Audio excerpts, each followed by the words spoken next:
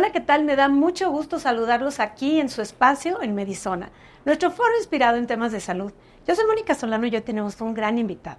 Él es el doctor José Romeo, él es médico especialista en cirugía plástica. Doctor, muchísimas gracias por estar con nosotros. Muchas gracias por la invitación, encantado de estar acá con ustedes. A ver, platícanos, ¿en dónde estudiaste? Yo soy Puma, soy egresado de la UNAM. Estudié en el Hospital General de México la especialidad en cirugía plástica, estética y reconstructiva. ¿Y qué te decidió a ser cirujano plástico? Siempre siempre pensé que quería ser médico, nunca me decidí específicamente por alguna área quirúrgica hasta llegar a ser ya médico interno de pregrado, que es terminando. Ahí vi a un doctor muy viejito ya, cirujano plástico, que me invitó a su cirugía. Vi lo que pasó con la paciente, la evolución, fue lo que me emocionó realmente a decidir en ese momento que quería ser cirujano plástico. ¿Qué es la medicina estética? Platícanos. La medicina estética es una parte, una rama de lo que nosotros hacemos en cirugía plástica y se dedica a la mejora, por así decirlo, el embellecimiento o la creación de la mejor versión de la persona, quitando esos estereotipos en donde podemos hablar acerca de quitar edad, porque no quitamos la edad de nadie, nosotros tratamos de generar la mejor versión de la persona y en eso englobamos todos los tratamientos que hacemos con respecto a la belleza en la medicina estética, que en la actualidad pueden ser hombres y mujeres sin problema. ¿Qué hombres y mujeres? Bueno, yo te podría decir que los hombres son a lo mejor un poquito más vanidosos que las mujeres, ¿o no? Depende de la ciudad. La verdad es que en la Ciudad de México sí, por temas de competencia, sí el hombre busca verse bien, tratar de estar pues a la altura de su puesto, pero también la mujer, no se ha perdido siempre, ese pequeño detalle. La mujer siempre trata de verse bien. Y en la actualidad la medicina estética se programa así como ustedes pueden programar ir, no sé, a teñirse el cabello, las uñas. El cuidado personal ahora incluye parte de la medicina estética. ¿Cuáles son esos procedimientos o tratamientos que están más en boga el día de hoy? Depende qué área quieras trabajar. Por ejemplo, ¿de qué queremos platicar? ¿Qué te parece si empezamos con la cara? Empecemos por la cara. Bueno, ahorita estamos entrando a una era, que así le decimos nosotros, del bioestímulo. ¿Y qué es eso? Pues utilizar diferentes sistemas de creación de colágeno y elastina propio. Ya prácticamente todo lo que usábamos en cuestión de inyectables que daban volumen lo estamos dejando un poco de lado. ¿Por qué? Pues porque son sustancias que a la larga pueden dejar un residuo. A partir del 2022 tenemos todos los que nos dedicamos a esto una alerta, por así decirlo, en donde sabemos que puede ser que el 35% de estos productos pueda generar algo de molestia, aunque nunca van a ser malos. Y eso me gustaría aclararlo, o sea, no es que generen algo nocivo contra tu salud, simplemente pues ese residuo, cada vez que lo vas inyectando, puedes tener ahí una distorsión de tu imagen, y entonces pues ya obtendrías estas caras que no queremos en la actualidad. Por eso el bioestímulo en la actualidad es de lo mejor que le puedes ofrecer a un paciente, y de ahí se desprenden una rama innumerable de procedimientos y procesos que tenemos en las clínicas, donde combinamos la tecnología, que ahora la tenemos muy a la mano, con todos estos procesos que pueden ser inyectables o tópicos. Por ejemplo, ¿la radiofrecuencia podría ser una de ellas? La radiofrecuencia es una de ellas, existe la monopolar, bipolar, tripolar, entre otras. Un poquito de la radiofrecuencia. Existen diferentes sistemas de radiofrecuencia. La radiofrecuencia no es otra cosa más que un sistema de energía que hace que la temperatura de la piel y los tejidos profundos se eleven. Al elevarse y dañar, por así decirlo, el tejido superficial y el profundo, hacemos que el cuerpo genere colágeno y elastina. Hay muchas maneras de ofrecer radiofrecuencia a una paciente. Existen las partes que tú has visto seguramente en TikTok y en redes sociales, donde es un aparatito que se está moviendo. Después tenemos las radiofrecuencias que se realizan con agujas. Existen micropunciones que emiten energía y de igual manera radiofrecuencia. Y finalmente tenemos las radiofrecuencias que se utilizan en el quirófano, que son todos los sistemas que se pusieron de moda porque por ahí algún artista sacó que se hizo cierto procedimiento en cara en el quirófano, y son estas pistolitas que planchan la cara, por así decirlo. Buenas, la verdad es que vale la pena probarlas, pero pues no dejan de ser solo una herramienta de todo el arsenal que tenemos ahora. Claro, por ejemplo, ¿cuál es la eficacia de la radiofrecuencia? Depende quién te la esté realizando. ¿De verdad? La radiofrecuencia no deja de ser un sistema, una máquina, unas máquinas que requieren expertise. Dependiendo de la expertise, la habilidad, la competencia. Ahora la medicina la medimos en actitudes y aptitudes. Y lo que adquiera una buena terapeuta, una buena cosmetóloga, porque ciertamente no son tratamientos que al 100% los realiza el médico, si los indica. Pero si tu terapeuta es muy buena y tiene muy buen entrenamiento, va a hacerte un trabajo excelente. No importa quizá que la radiofrecuencia no sea de tan buena calidad, pero si tienes el mejor equipo, si tú tienes, no podemos decir marca, ¿verdad? Pero si tú tienes un buen coche de lujo y no lo sabes manejar, pues de igual manera no va a funcionar. No es exactamente con la tecnología. ¿Qué te parece si hablamos del Botox? ¡Tada! Bueno, el Botox para nosotros se ha vuelto el pan de todos los días. Es una manera que nosotros tenemos de frenar un poquito el paso del tiempo.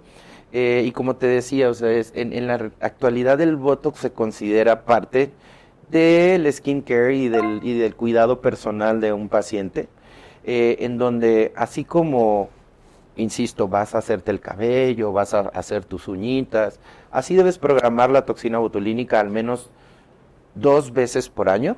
El Botox no dura más que eso.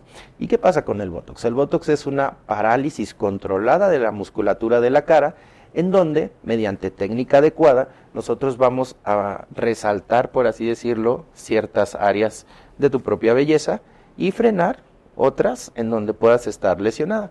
Por ejemplo, y ya que estás aquí enfrente de mí, si tú te fijas tu entrecejo, le estás poniendo así como que me estás poniendo mucha atención.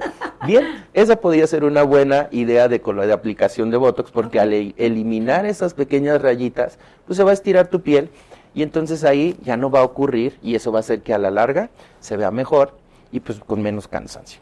¿A qué edad más o menos recomiendas que las personas se empiecen a aplicar el Aunque Botox? se sorprendan mucho, la verdad es que empezamos a trabajar con personas a partir de los 24 años. ¿Y por qué este número? Es porque a esa edad empezamos con las pérdidas de colágeno y elastina. Y el Botox es solamente una agüita, un medicamento, en donde el médico que lo aplica tiene la responsabilidad de hacer las dosis que se requieren para el paciente. Se confunde muchísimo los términos también del uso del Botox, porque a los 24 años la gente antes le decía, voy por mi baby Botox. Sí, justo te iba a preguntar. Entonces, no quiere, eso solamente O sea, es una manera de hay vender. un baby Botox. No existe. O sea, es el Botox, punto. Botox, pero punto. según cada persona es la dosis que le vas a poner. Exactamente. Las dosis adecuadas van muy dependientes o son muy dependientes de la edad del paciente. No es lo mismo que usamos en una persona de 24 años versus lo que usamos en una persona de 45, 50 años. El tiempo va pasando, eso no nos perdona, pero sí podemos darle esa mejor versión, que es lo que buscamos en la actualidad. Pero, por ejemplo, una persona de 24 años que se ponga Botox, ¿también va a tener que ir cada 6 meses, cada año? ¿O a lo mejor ahí sí lo puedes aplicar después? Porque si no también siento que es como ya cada año o cada 6 meses estarte poniendo y poniendo Botox. A lo mejor hay personas que se les puede Pues lo pudieras comparar como cada cuánto vas a hacerte tus manitas. Ok. O cada cuánto vas a hacer tus uñitas, el cabello, las cejas, cada cuánto les das forma. El Botox se ha convertido parte de ese mismo, en donde sí, efectivamente son 2 veces al año. Puede ser al inicio, en el verano, todo el mundo quiere irse a la playa pues con buena cara. Y puede ser en diciembre, donde todo el mundo quiere pasar las fiestas pues con su mejor versión. Ahí más o menos tratamos de encasillar a las y los pacientes en esos periodos de tiempo, en donde se escucha como que es muy repetitivo, pero si tú te pones a pensar, solo son 2 veces al año. Sí, no es grave. Y eso te va a mantener, por así decirlo, si empiezas a los 24, la misma carita de los 24 la puedes conservar a los 34. Pero si tú llegas a los 34 conmigo y me muestras tu foto de los 24, lo único que te voy a contestar es te tardaste. Esto lo debiste haber hecho a los 24 y no a los 34. Vamos, es prevención, más nunca corrección. Claro. ¿Hay efectos secundarios en el Botox? No hay efectos secundarios como tales, más bien hay malas técnicas de aplicación.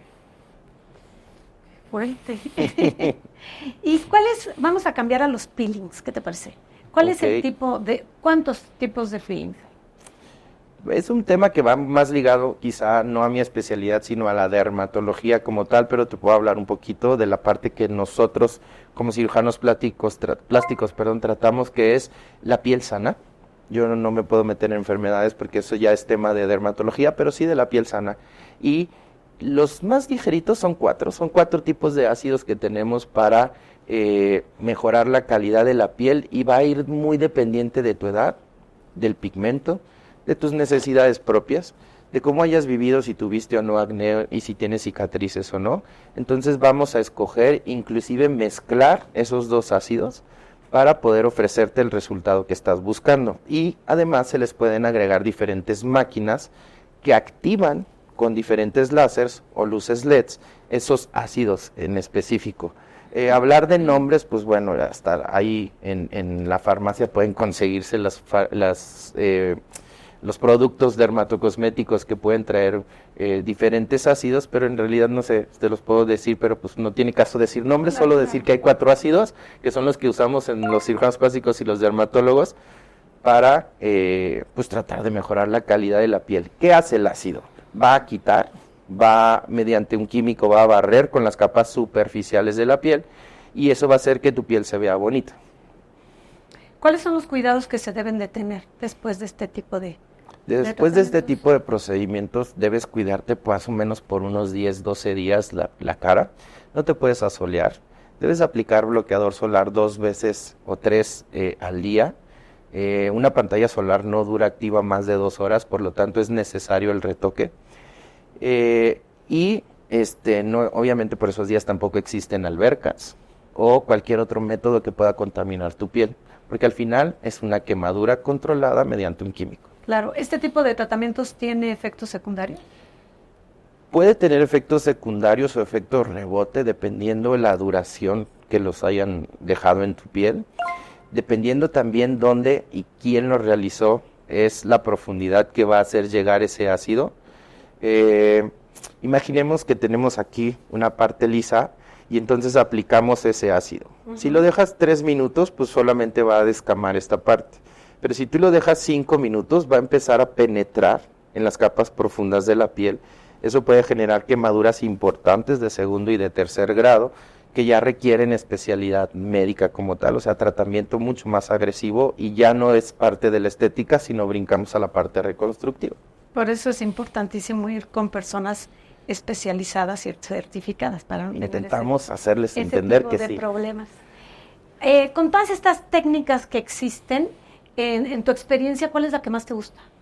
¿O cuál es la que más utilizas o cuál es la que más te piden? Bueno, hablando de medicina estética como para tal, insistiré siempre en el bioestímulo. Una persona que lleva un buen bioestímulo va a lograr frenar, por así decirlo, el paso de los días o de los meses, nunca de los años, pero sí un poquito más lento el cómo se va deteriorando su cara.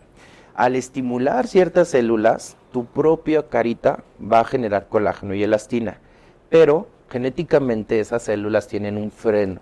Entonces, un buen bioestímulo nunca va a generar irregularidades o tratamientos que se vean aplicados o mal hechos. O sea, nunca va a dar un volumen feo, nunca va a dar un aspecto de almohada o un aspecto pues de muy inyectado, simplemente te vas a ver mejor. ¿Y estos tratamientos cada cuándo se hacen o depende de cada persona?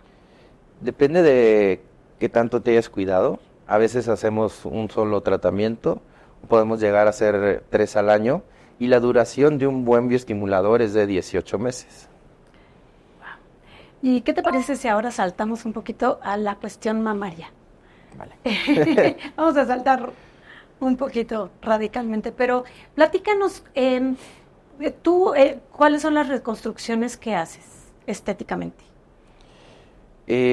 Bueno, la cirugía mamaria en realidad va a depender muchísimo del grado de la lesión que tenga la paciente, el estadio en donde se encuentre de manera oncológica y cómo la llevó de la mano el oncocirujano. O sea, si nosotros tenemos diferentes tejidos para poder realizar la reconstrucción de manera primaria e inmediata, en cuanto le quitan la mama a la persona, podemos colocar un simple implante, cubrirlo con la misma piel que dejó el oncólogo y ahí terminamos nuestro procedimiento. Pero ¿qué crees? Que hay pacientes que muchas veces les tienen que quitar toda su glándula mamaria, incluido la parte de los ganglios en las axilas y en el brazo, y entonces se convierten en tratamientos mucho más complejos. Si tú tienes un cáncer muy agresivo, vas a requerir quimioterapia y radioterapia y eso va a lastimar tus tejidos y eso compromete muchísimo más la reconstrucción y entonces ahí nosotros tenemos que pedir prestado tejido de otras partes. Lo más común es que utilicemos la pancita, si es que estás un poquito llenita, o podemos utilizar parte de la espalda para cubrir esa nueva reconstrucción y ofrecerte lo más parecido a como era la mama que te quitaron. Y a veces también pues le ayudamos, si esta es muy grande o está muy chiquita y ya tenemos que llevar a la simetría para que pues tú recobres esa feminidad que el cáncer te quitó. ¿Cuáles son las consecuencias psicológicas que puede dejar este tipo de tratamientos? Mira, en México tenemos un problema literal en cuestión de reconstrucción porque única y exclusivamente el 30% de la mujer que ha sufrido cáncer de mama se reconstruye. Es una cifra que para nosotros representa un reto como cirugía plástica, como tal, como gremio. ¿Por qué? Porque el hecho de darle el carpetazo y decir vuelvo a estar completa, le da a la mujer ese empoderamiento que perdió y entonces es no borrarlo porque ya lo viviste, el cáncer no perdona, pero sí es de poder decir, gané, me levanté, sigo adelante y soy igual de empoderada de como era antes de padecer la enfermedad. ¿Por qué pasa esto? ¿Por el dinero es económico? Que nada más el 30% se reconstruye. No nada más económico, sino el trauma psicológico que implica haber sido sometida quizá a múltiples procedimientos quirúrgicos, es decir, a veces no nada más entran una vez a retirar la mama, a veces queda por ahí una siembra, hay que ir a explorar de nuevo, inclusive retirar más ganglios, en fin, es un proceso difícil y el proceso también que lleva la curación, que es todas las semanas estar en un hospital con un oncólogo inyectándote la quimioterapia o recibiendo la radioterapia, que son quemaduras, pues eso puede comprometer bastante el estado mental de las pacientes y la mayoría de las veces dicen, ok, ya me curé, ya no quiero más, no quiero saber nada, pero pues cada vez que te das la ducha, cada vez que te ves al espejo y te ves mutilada, te regresas en el tiempo y recuerdas que tuviste cáncer. Entonces uno de los objetivos con la reconstrucción es que justo puedas cerrar la página y continuar tu vida. Claro, finalmente yo creo que es algo maravilloso el poder estar completa, y digo completa entre comillas porque al final del día no pasa nada que tengas una prótesis o que sea que sea tu cuerpo, ¿no? Pero que psicológicamente te haga sentir bien. Sí, ¿okay? Es un tema complejo porque la mujer no son unas mamas, no son unos glúteos, la mujer es un todo. Y el hecho de pensar que una mama te va a encasillar en algo de tu vida, pues es un poco, la verdad que en la actualidad no es nada agradable. Totalmente. Pero también es un tema de educación. O sea, si a ti tu familia y tú te vas documentando y vas descubriendo lo que puede darte la cirugía reconstructiva, lo más probable es que lo hagas. Claro, y como mujer yo creo que sí te vas a sentir muy bien, ¿no? Mucho mejor. Es la idea. ¿Qué te parece si ahora nos empiezas a platicar de la cirugía mamaria, pero en cuestión estética?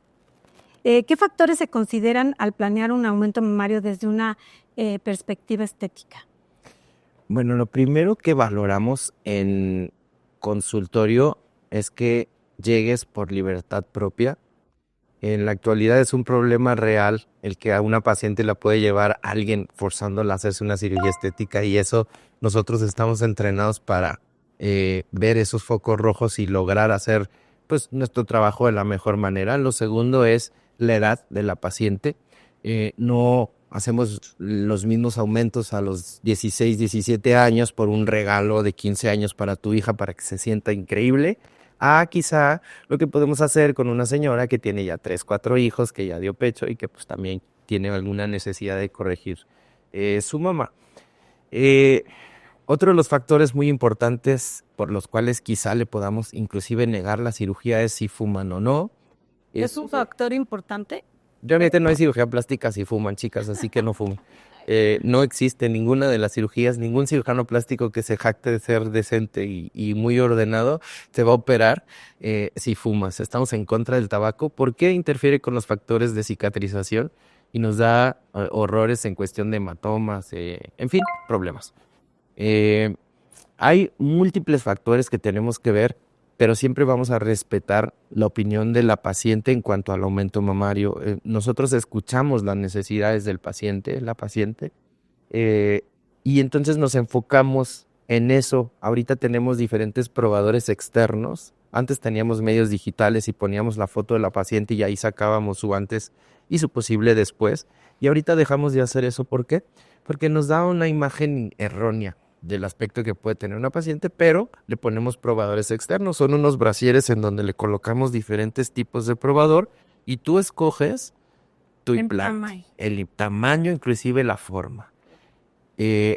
Respetamos muchísimo todos los cirujanos la decisión de la mujer, siempre y cuando los cirujanos vamos siempre a abogar por eso, vaya dentro de la estructura de tu cuerpo, siempre y cuando nos pidas algo que le vaya bonito, que se vea bonito acorde con tu cuerpo. Sí, ya no hacemos esos 2 kilos en las boobies. Sí, que quiero. No. Habrá cirujanos para todos, pero la mayoría de nosotros no lo hace. Okay. ¿Y cuáles son qué opciones de tamaño y materiales existen en los implantes y cómo se elige la opción adecuada para cada paciente? En la actualidad solamente tenemos 2 tipos de implantes, los implantes a base de silicón y existen un tipo de implante que se llama poliuretano. El implante de solución salina en México ya no existe, desde hace muchos años, y solamente nos quedamos con esos 2 materiales.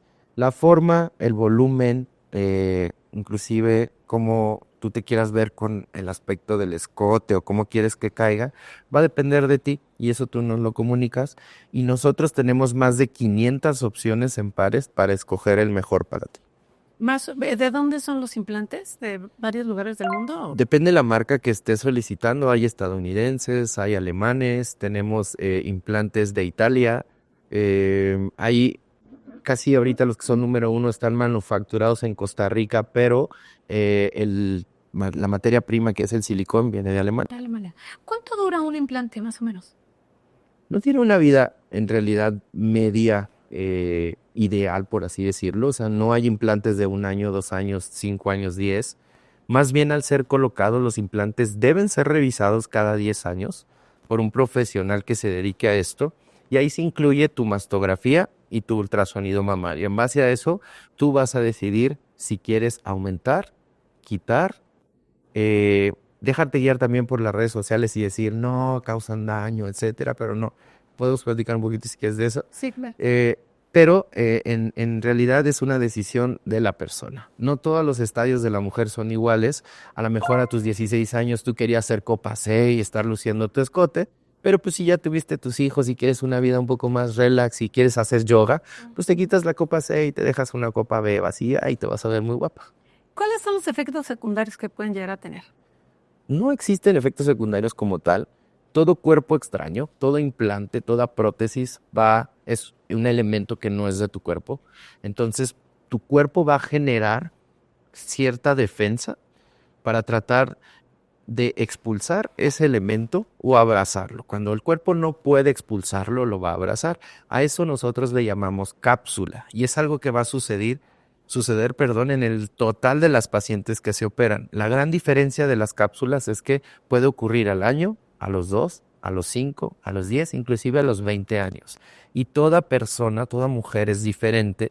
Entonces, no todas las personas van a sufrir de la misma cantidad de cápsula, que es como una cicatriz, y por eso no todas las señoras se lo cambian rápido. O sea, hay niñas que se los ponen y a los 3 años ya se los quitaron, y hay señoras que tienen 20 años con ellos y siguen con ellos. ¿Qué cuidados se deben de tener? Durante los primeros 15 días, los cuidados tradicionales de una cirugía como cualquier otra, ciertos puntos ahí importantes, no puedes cargar cosas más pesadas que 2 kilos, no puedes alzar tus brazos en su totalidad, llegan hasta el hombro, debes usar un brasier compresivo por 6 semanas y acudir a la recuperación en las clínicas donde te realizaste el procedimiento. La mayoría de nosotros ya cuenta con diferentes sistemas para desinflamar y moldear. Y a partir de ese periodo de recuperación, tu vida normal. ¿Cuáles son las técnicas de colocación más comunes y cómo afectan a la apariencia final? Aquí hay una diferencia enorme entre la técnica, que hay muchísimas, la vía de abordaje y la paciente. Nosotros nunca vamos a acceder quizá a la petición, podemos ser blandos, pero de la paciente en un ejemplo. Si tu amiga se los colocó hace unos años y llega y te dice, a mí me pusieron 300 gramos y los tengo por abajo de la boobie. Eso es decisión entre ella y su cirujano. Contigo tenemos que ver la cantidad de tejido que tú tienes para decidir qué volumen te debemos colocar. El plano de colocación depende de si tienes boobie o no. Es decir, existen varios planos. Uno es por debajo de la glándula, el otro es por debajo de una capita que está arriba del músculo que se llama fascia. Existe por debajo del músculo y existe técnicas híbridas que mezclan todos estos planos.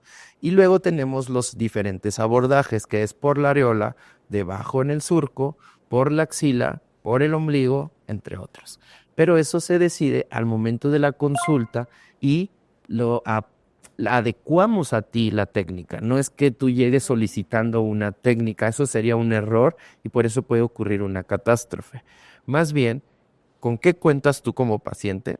¿Qué tejidos tienes favorables? Y entonces yo como profesional, que para eso estudiamos, te vamos a sugerir, podemos hacer este y este. Y ahí sí ya puedes escoger de esos 3 cuál te gusta. Las cicatrices, por lo general, ¿en dónde quedan? Justo es eso, la cicatriz, el abordaje, es en donde queda la cicatriz, puede ser la axila, el pezón, debajo del surco, inclusive el ombligo, aunque la del ombligo y la de la axila poco a poco los hemos dejado de hacer, pero sí existen todavía, y a veces sí son muy perceptibles, pero la mayoría de las veces pues es como cualquier otro rasguño. O sea, no se ve tanto. No tanto. ¿Cómo se manejan las expectativas del paciente para asegurar resultados satisfactorios? Es bien importante eso, o sea, como te dije al principio, ¿llegaste por tu propia voluntad o no al consultorio? Eso es lo principal. Porque si te llega a tocar que van porque alguien quiere que se ponga más boobie. Sí, generalmente llega y es un foco rojo para nosotros que llegue y nos dice, doctor, venga a ponerme las boobies, pero me las van a pagar porque mi marido quiere. Ahí la mayoría de nosotros toma la decisión de quizá retirar un poco del consultorio al marido y preguntarle de manera muy directa, ¿te quieres operar o no? Si no quiere, se acabó la consulta, no hay cirugía, respetamos a la mujer en su totalidad y platicamos con el marido. O sea, decir, no puedo, es antiético, no lo hago. Las expectativas que nosotros tratamos a las cuales llegar con las pacientes van muy ligadas a lo que tú me vayas pidiendo. Si tú me pides algo razonable en tu cuerpo, te vamos a ir dando palomitas y decimos, puedo hacerlo, puedo hacerlo, puedo hacerlo. Cuando ya no se puede, cuando tú me pidas algo que va en contra de la anatomía propia de la persona. No es lo mismo medir 1.30 a medir 1.80, no es lo mismo pesar 60 kilos a pesar 110. Por lo tanto, los implantes grandotes para alguien de de 50 kilos no vayan, y al contrario, alguien de 200 kilos, pues a lo mejor sí. Claro, no operamos tan gorditos, pero es un ejemplo, ¿no? Claro. ¿Y qué es importante sobre la recuperación y el mantenimiento post-quirúrgico? Después de que pase el periodo de recuperación, únicamente hay que acudir al mastógrafo, que es la rutina de toda mujer, de manera anual. Y los implantes se integran a tu vida cotidiana. Tú no debes hacer absolutamente nada. Solamente sí, autoexploración. Eso, si tienes solo implantes, lo debes hacer, pero con implantes un poquito más cuidadosa. Vas al mastógrafo una vez al año, ultrasonido mamario una vez al año, y a los 10 años se revisan ya de manera muy puntual con tu cirujano plástico y ahí es cuando puedes decidir, me los dejo, me los quito, los pongo más grandes, los hago más pequeños, etcétera. Platíquenos de la liposucción. ¿Qué hay de nuevo en la... ¿Qué técnicas nuevas, qué tratamientos nuevos hay en la liposucción? Hijo, ¿tenemos tiempo? ¿Son 2 horas? Bueno, Bien, en temas de liposucción, la verdad es que tenemos increíble tecnología ahora, tenemos dispositivos ultrasónicos, tenemos dispositivos con radiofrecuencia, tenemos diferentes sistemas de retracción cutáneo, en fin, es un arsenal de tecnología importante que el cirujano plástico moderno debe tener en su consulta para poder ofrecer o estar de acuerdo a la altura de los estándares que ahora se buscan en cuestión de liposucción. Pero también ya hacemos muy consciente a las pacientes y les decimos, ese cuerpo con cuadritos que ves de repente en redes sociales, a lo mejor ni con el mejor liposuctor del mundo lo vamos a poder conseguir, por lo tanto las ponemos muy en su situación. No es lo mismo, insisto, ¿no? Sí, si tienes con qué hacerlo, hacemos algo increíble. Se va a escuchar un poco burdo, pero el cirujano plástico, sobre todo, pues que nacemos inclusive reconstructiva, somos como sastres, pero el sastre, nuestra tela es la piel. Si tú nos das piel, vamos a hacer un cuerpo increíble. Pero si tú no nos das con qué trabajar y únicamente nos das tejido graso, claro, no está... voy a hacer un crop top nomás. Hasta Ahora, ahí llego. También algo que creo es muy importante es que después de una operación, si es una operación, aquí sí tienes que meterte al quirófano. Sí, claro, toda liposucción, toda. No existen liposucciones pequeñas. Toda liposucción es de quirófano. Es una negligencia, es arbitrario hacerlo en un consultorio. Entiendo que haya profesionales de la salud que lo hagan, pero quien tiene Consejo Mexicano, quien está certificado, sigue ciertas normas y la norma dice, es dentro del quirófano. Es un objeto así de largo, que tiene en la punta filo, que está en contacto con el medio ambiente. Imagínate que eso lo tengan en un cuartito. En un lugar que no esté... Y que no esté estéril. Todo esto puede estar lleno de bacterias y puede entrar en tu cuerpo. El grado de fallo es increíblemente alto.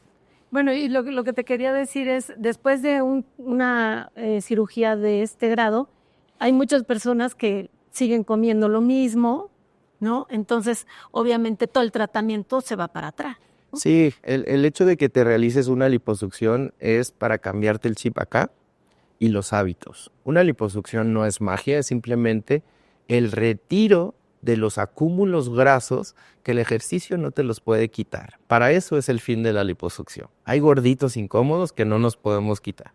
Entiendo que a veces somos un poco más agresivos y hacemos moldeo corporal, pero no es magia. Si tú comes, si no cambias el chip, si sigues ingiriendo las mismas calorías, carbohidratos de mala calidad, proteína de mala calidad, etcétera, pues vas a volver a aumentar. Y ojo, aquí les va lo peor que les puede pasar. Si ustedes comen de manera excesiva, la grasa se va a acumular en los lugares donde no se realizó la liposucción.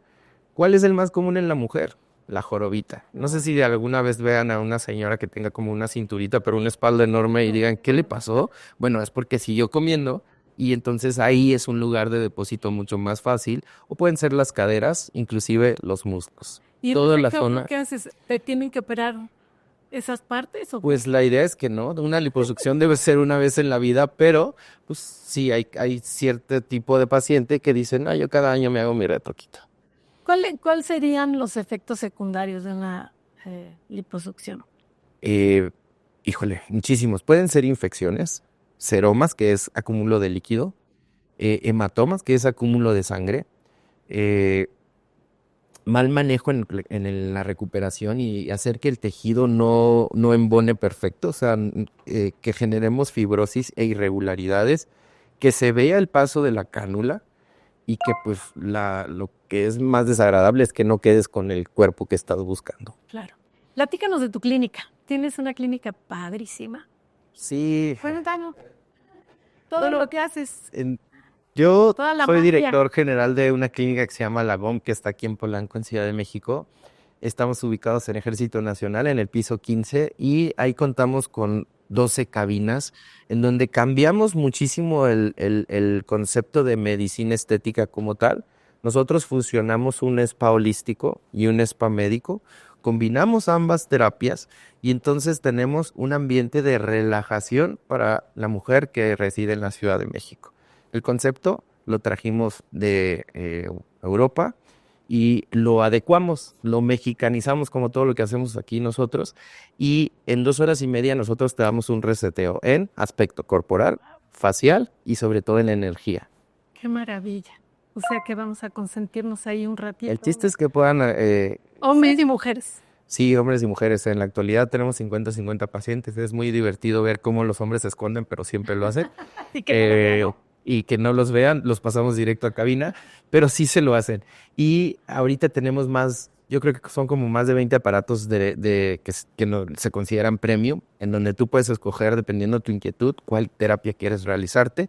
Y igual, de la cara tú puedes decidir, tenemos más de 18 servicios en faciales de máquina que tú puedes decidir cuál quieres. Ay, qué maravilla. Nosotros te ayudamos, te guiamos. Danos ya unos consejos así, ¿qué no tenemos que hacer o qué tenemos que hacer cuando vamos a ver a ustedes?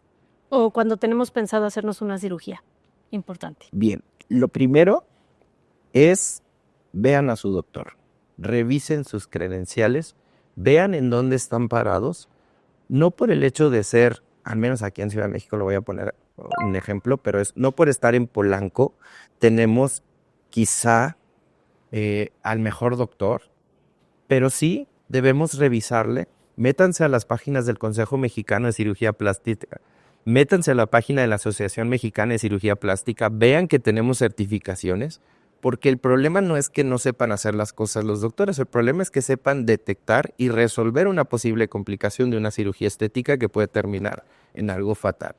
Lo segundo, revisen el lugar donde van a realizar su cirugía. No es lo mismo hacerle en un cuartito a tener un hospital con terapia intensiva, terapia intermedia, bancos de sangre, etcétera. Y lo último, pues vengas, métanse al Instagram a ver los trabajos del doctor. También es muy interesante. Todos los doctores tenemos nuestra firma, por así decirlo. En lo muy personal, a mí me encanta hacer cosas que vayan relacionadas al fitness y no tanto a que se vea operado. Pero pues obviamente hay quien quiere verse operada y ser así la paciente que todo el mundo voltea a ver. A lo mejor no es mi línea, pero existe también. En fin, cirujanos plásticos sabemos muchos, cada uno tiene sus fuertes y también hay quienes no hacemos cosas, como te venía comentando, a veces yo no opero nariz, me encanta hacer el cuerpo, pero pues no es algo que me quede tan padre, entonces preferí no hacerlo. Danos tus redes, dónde te podemos localizar. Sí, Contacto. bueno, ya dije la dirección, es Ejército Nacional 453, piso 15, la clínica se llama Alagón. En Instagram me pueden encontrar como @drromeocastillo, en Facebook igual, Dr. José Romeo Castillo. Por ahí también en YouTube o en Spotify me pueden buscar como Romeo Castillo y tengo un podcast que pueden escuchar. Pues muchísimas gracias por estar aquí con nosotros en Medizona. Esperamos que vengas en otra ocasión porque se quedaron muchas preguntas aquí en el live. No, muchas gracias por la invitación y pues bueno, cuando quieran acá ando de regreso. Muchísimas gracias. Esto fue Espacio Medizona, nuestro foro inspirado en temas de salud. Yo soy Mónica Solano y los espero en la próxima entrevista.